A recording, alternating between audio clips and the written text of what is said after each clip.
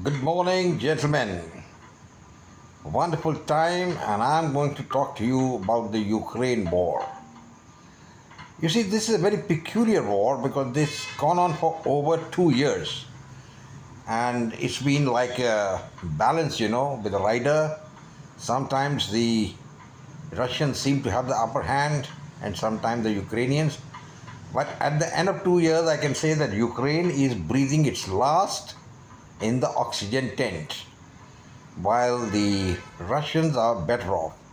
But there have been some complications, and two things stand out which I will, as a military analyst, I will tell you. The first thing which matters is that Ukraine, I don't know, I think committed a strategic blunder. And what was that? They moved into the Kursk region.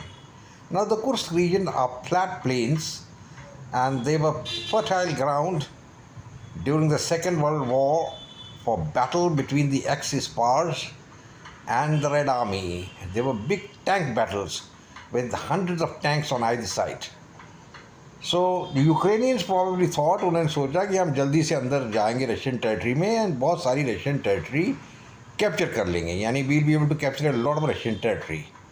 So they made a thrust and had taken the Russians by surprise, and they were able to capture some territory but not substantial. So Zelensky ने सोचा था कि perhaps the Russians अपनी forces Donetsk region से निकाल के they will bring them in the Kursk region, पर Vladimir Putin ने ऐसा नहीं किया. On the contrary, he continued his offensive in the Donetsk region, and one after another the villages and the towns are falling to the Russians. So situation अब ऐसी आ गई है कि the Russians are advancing rapidly in the Donetsk region. हालांकि उनका जो advance है is damn slow. I mean, in 2 years they could just take about 20% of Ukrainian territory. And in the meanwhile, the Ukrainian offensive in the Kursk area has stalled. So it's a status quo, but chances are that Zelensky will have to pull back his troops from there if he doesn't get any help from NATO further. Achha, second point which is coming is Zelensky had made a request to NATO and in particular the Americans and the British that they should give them their long-range missiles and the permission to bomb the Russian cities of Moscow and Petersburg. ये कहना आसान है but करना मुश्किल है, because जब ये खबर व्लादिमीर पुतिन को मिली तो उन्होंने क्या कहा? उन्होंने कहा कि अगर ये होता है, अगर यूक्रेन को ये परमिशन मिलती है, it means we are going to be at war with NATO. Now this very significant statement, और ये स्टेटमेंट जो है लाइटली नहीं लेना चाहिए, because Vladimir Putin is a dictator and he's a man with a strong will, and he will definitely see to it that NATO is involved in a battle with Russia. और उसका net result European countries ने realise किया कि हम भी destroyed हो जाएंगे. I repeatedly been telling you all with my military knowledge कि ए न्यूक्लियर कॉन्फ्लिक्ट अगर हो गया बिटवीन रशिया एंड यूरोप, तो जो स्मॉलर कंट्रीज ऑफ यूरोप हैं, लाइक बेल्जियम, हॉलैंड, डेनमार्क, अरे इनका नाम निशान नहीं रहेगा. दो न्यूक्लियर बॉम्ब इनके ओर गिरेंगे और इनका नाम ख़त्म हो जाएगा. तो इनको ये घबराहट आ गई कि अगर ये बात हो गई and in case Vladimir Putin carries out the threat and the American agree कि हम बॉम्बिंग अलाउ कर दें of the Russian hinterland, then what is going to happen next? It is world war and the destruction of western Europe. Russia तो बहुत बड़ा country है, it will not be destroyed. So American ने भी सोचा भी ये तो क्या हो रहा है, ये तो we are fighting off more than we can chew. So the decision to give permission to Zelensky to attack has been withheld. इसका मतलब ये है the Russians have won the first round and it is the NATO which has blinked, because जब chips are down and there is an existentialist crisis for Russia, तो Russia तो nuclear weapon use करेगा ही. Why not? It is a question of their existence, and they will survive, but the European countries will be finished. And mind you, अगर 2-3 nuclear bomb गिर जाएंगे Belgium के ऊपर, तो you think France will be left unscathed और Germany will be left unscathed? Germany France भी कोई बहुत बड़ी कंट्रीज नहीं है. The whole of Europe is as big as India only. India is one country and Europe में वहाँ कोई 25-30 कंट्रीज़ हैं.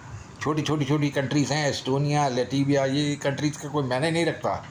फिनलैंड, इनकी आर्मीज़ भी 25-30-50 हज़ार की आर्मी है. They think they can fight Russia is next to impossible. तो American have to come in. And England तो खैर अमेरिकन का टट्टू है. And whatever the American say they do. They American say you bark and the English will start barking. They will say bite, they will start biting. England has got no raison d'etre of its own. And so now gentlemen, situation बड़ी Grimm है. और इसका मतलब ये हुआ है कि very clear बात ये है कि अब war is Ukraine is at a very interesting stage. बहुत एक ऐसी स्टेज पे आ गई है जिसको कहते हैं कस्प. और इस पे उस पार या उस पार होगा. या तो पीस होगा, which Narendra Modi is trying desperately कि पीस हो जाए, और there will be no choice but for the destruction of Europe. आप भूलिए मत कि जो पहली 2 वर्ल्ड वॉर थी which took place between the allies and the axis powers, and earlier to that the first world war took place between the central powers and the allies. This playground was Europe. Centre ground, the epicentre Europe था. सबसे बड़ी लड़ाई तो वहीं चली थी. And net result was that there was destruction of Germany, destruction of Italy, and lot of destruction of Russia, and almost 20 million Russians died in the battle, basically because of the atrocities being committed by the Germans. And the Germans cannot preach to anybody because they also killed 6 million innocent Jews.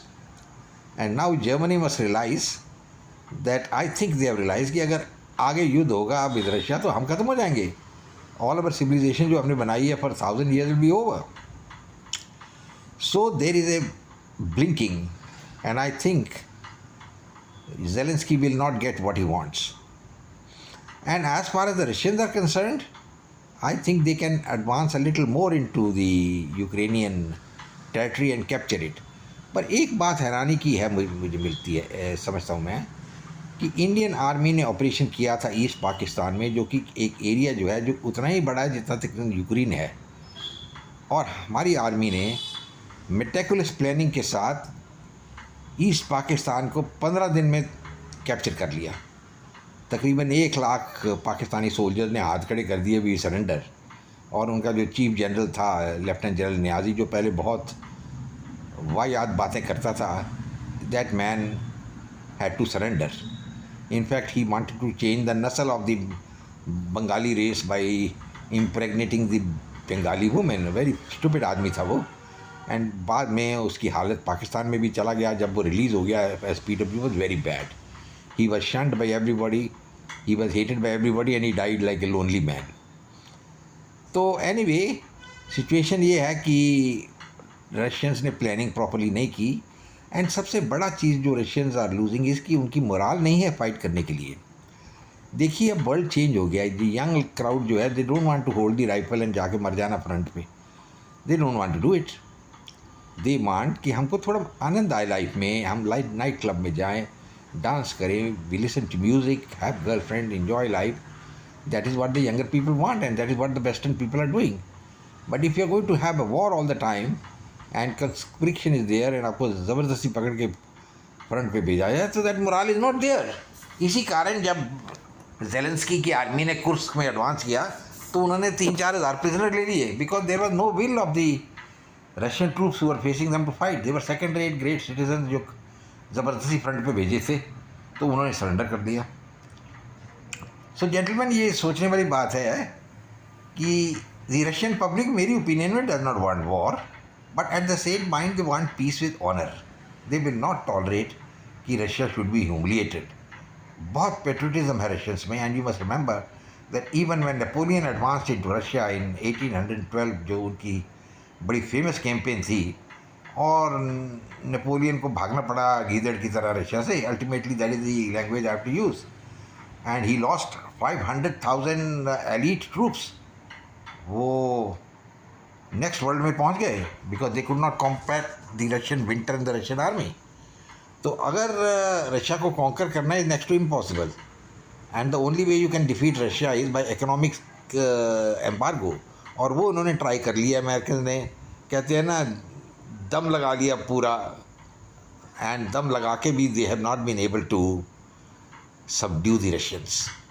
In fact Russian economy thrive कर रही है, and Russia effluent Nations में गिना जा रहा है, per capita income is going up. Of course war चल रही है, बट मोरल डाउन नहीं हुआ अभी, because Russians are moving forward. पर जो यूक्रेन का बोझ है ना, इसका कोई ना कोई तो सोल्यूशन निकालना ही पड़ेगा, otherwise there will be world war 3। और एक ही सोल्यूशन है जो मेरी माइंड में आता है कि जब तक ज़ेलेंस्की वहाँ है, वहाँ कुछ नहीं हो सकता further, peace will never be there. Zelensky जो एक आदमी है, ये मेगलोमेनिक है, and he is looking for only one thing, and that one thing is कि I should become all powerful in central Europe and become a lackey of the American, and Russia को मैं ख़त्म कर दूँ। No, I couldn't understand what is his hatred for the Russians. Of course we should not forget that Ukraine was a part of Russia for a long period, and 1933 में Russians ने एक famine भी induce की थी Ukraine में, to bring the Ukrainian peasants online. And जब Stalin को पूछा गया इस बारे में, इस फैमिन के बारे में यूक्रेन में, तो उसको पूछा गया भाई आपकी क्या राय है इसके बारे में। Churchill in fact asked him, they were in a drinking bout together, and Stalin said it was a historical necessity. Now if that is the thinking, I don't think anything can happen further than that.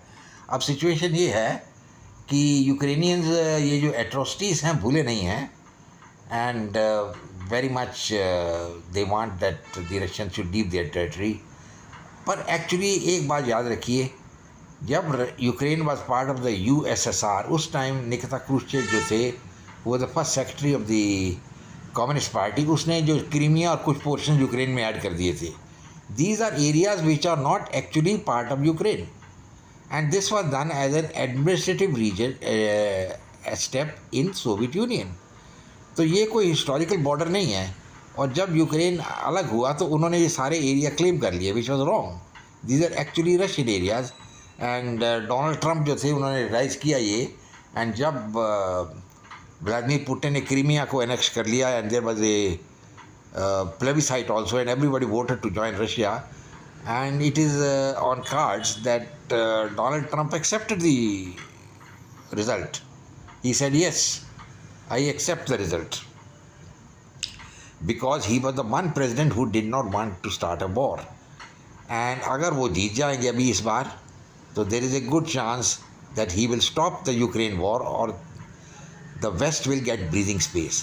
पर अगर Democrats power में आ गए, because किसी भी हालत में जो deep state है अमेरिका में, they don't want Trump to win. Already मेरे ख्याल में 3 उसके अटैम्प्ट हो चुके हैं उसकी जान के ऊपर। 2 तो AK-47 राइफल्स के साथ हुए, और तीसरा भी हुआ, and somehow somebody from Trump's inner circle जो है वो उसकी मूवमेंट्स बता रहा है। अदरवाइज जो लास्ट अटैक जो उसके गोल्फ कोर्स में हुआ, मुझे समझ में नहीं आ रहा किस तरीके से जो गनर था, he knew that Trump would be at the 5th horse at that particular time. खत्म करता हूँ, गुड बाय।